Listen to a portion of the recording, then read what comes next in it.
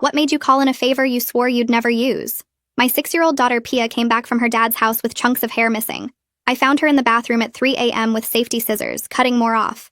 When I grabbed the scissors, she whispered, "Daddy's friends choose one girl for the basement. I have to be the ugly one or they'll take me." She was shaking so hard she threw up. I called him begging for answers. "You're insane," he said calmly. "I'm documenting this call. The judge will love hearing how you're filling Pia's head with sick fantasies." The custody threat. And 2 days later, I got my proof. Because that's when Jasmine came over.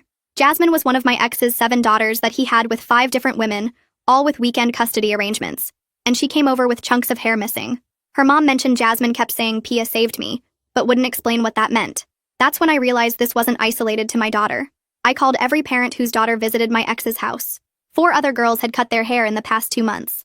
One mom said her daughter kept a notebook tracking whose turn it was for basement time. Another found her 6-year-old practicing making herself ugly with markers on her face at 2 a.m., 4 days until Pia's next visit. My ex's girlfriend sent me a text. "Your daughter is teaching bad habits to the younger ones. Now none of them are suitable. This needs to stop." The word suitable made my skin crawl. I went to CPS with photos of the girls' destroyed hair and statements from 5 mothers. The caseworker said children cut their hair all the time, and without evidence of physical abuse, they couldn't investigate.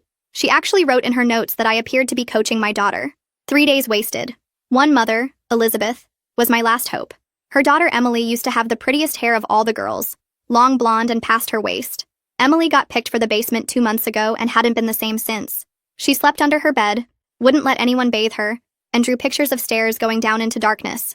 Elizabeth looked broken when she told me Emily still had the hair she cut off saved in a box under her bed labeled before.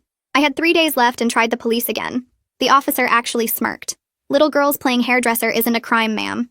Maybe focus on being a better co-parent?" He slid the photos back without looking. "Besides, your ex already called.